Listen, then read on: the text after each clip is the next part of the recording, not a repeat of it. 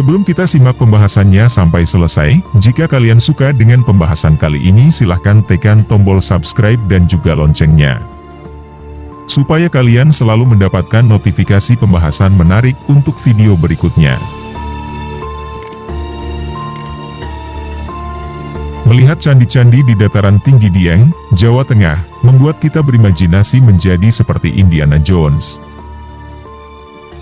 Apabila Peru memiliki cagar budaya Machu Picchu pada ketinggian 2.350 meter di atas permukaan laut, Indonesia mempunyai kompleks percandian di dataran tinggi Dieng, Jawa Tengah, dengan ketinggian 2.000 meter di atas permukaan laut. Berbeda dengan Machu Picchu yang merupakan peninggalan kerajaan Inca, candi-candi di Dieng yang jumlahnya ratusan bukanlah peninggalan kerajaan, melainkan merupakan pusat pendidikan religi Hindu. Situs-situs bersejarah candi beserta relief-relief kunonya selalu membuat saya berhayal membayangkan diri sebagai Indiana Jones, tokoh fiksi arkeolog dalam film yang diperankan Harrison Ford, yang kerap berpetualang ke tempat-tempat eksotis, kuno, peradaban lampau, dan situs-situs bersejarah salah satunya candi. Pemandangan candi-candi Dieng entah kenapa dalam benak saya beresonansi dengan Machu Picchu. Bukan karena saya penggemar berat Indiana Jones dan salah satu filmnya menceritakan tentang situs kerajaan Inca di Peru tersebut. Mungkin lantaran sama-sama dikelilingi pegunungan dan berada pada ketinggian ribuan kilometer di atas permukaan laut.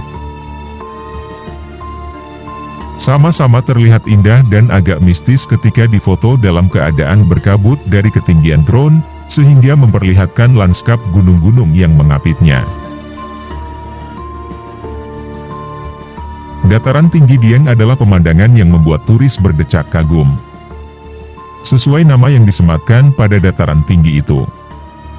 Dieng berasal dari bahasa Sanskerta, yakni Ardi yang berarti gunung dan Hyang yang bermakna dewa.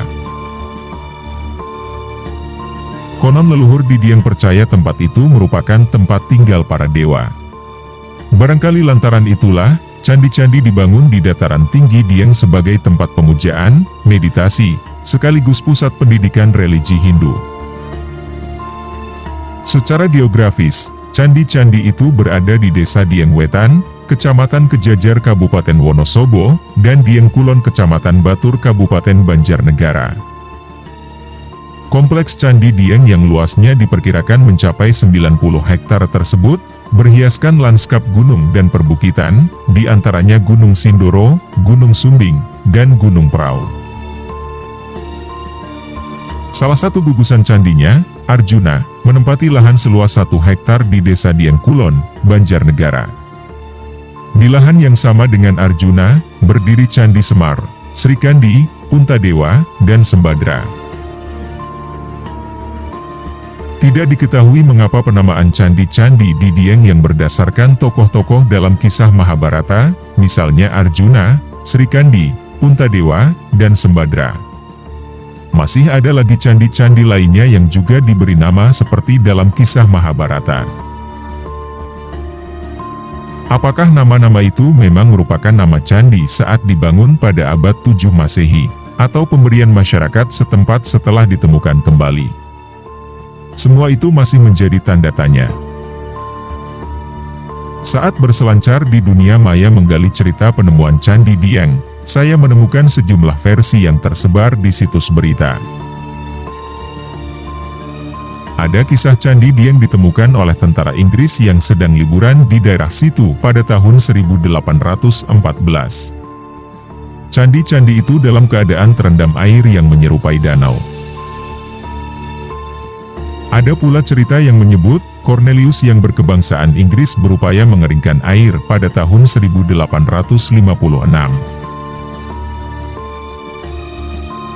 Versi lain kisah penemuan candi, ditemukan seorang Belanda bernama Theodor van Elf, seorang Belanda, pada abad 18.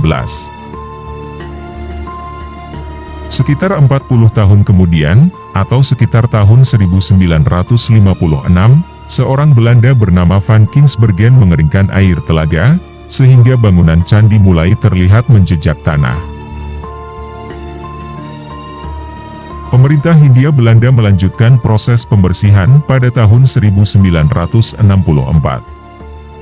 Van Kingsbergen terlibat dalam kegiatan itu dengan mencatat dan mengambil gambar candi-candi.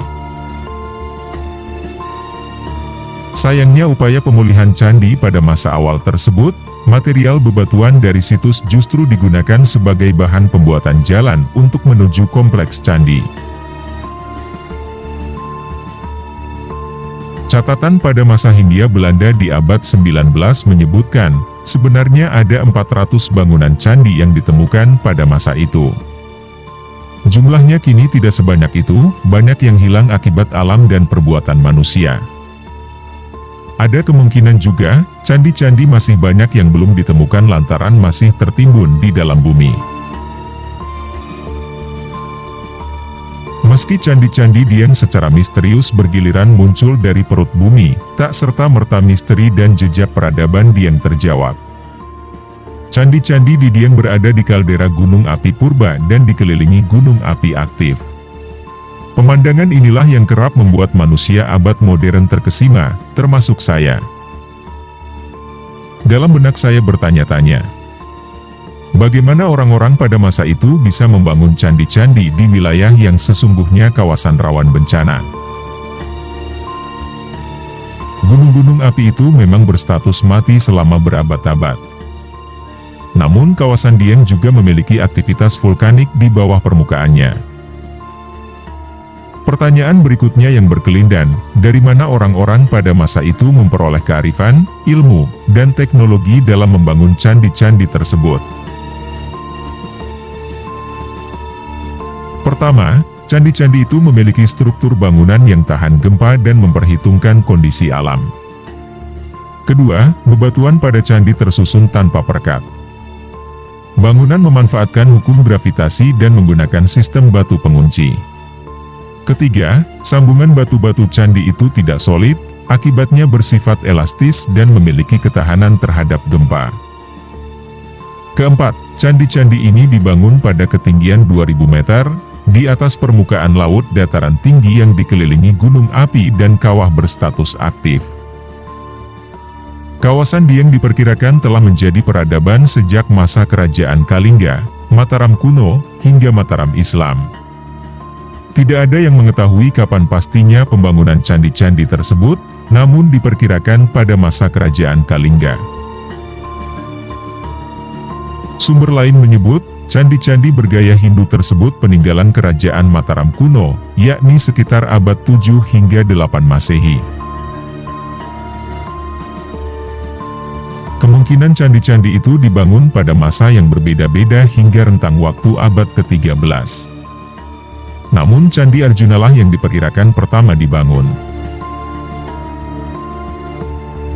Penemuan situs bersejarah pada akhir Juli 2020 lalu, menjadi salah satu hal yang memperkuat keyakinan para ahli bahwa itu peninggalan Mataram kuno. Penemuan itu berupa undak-undakan atau jalur tangga kuno berupa batu yang disebut Ondo Budo, di perbatasan Kabupaten Banjarnegara hingga Kabupaten Batang. Undak-undakan ini diyakini sebagai jalan bagi orang-orang pada masa itu untuk menuju kompleks percandian yang dianggap sakral. Ada sebuah catatan peninggalan Belanda di Indonesia pada awal abad 19 yang menyebutkan 4 jalur dari berbagai desa dan wilayah untuk menuju ke Dieng. Walau catatan itu memang tidak menyebut spesifik soal bentuk Ondo Budo. Ondo Budo yang ditemukan di Sikunang, utuh pada bagian atasnya. Pada bagian tengah ada bagian yang terputus, barulah di bagian bawah terdapat belasan undakan. Konon candi-candi di Dieng tidak hanya merupakan tempat ibadah ritual keagamaan, namun juga pusat pendidikan agama Hindu.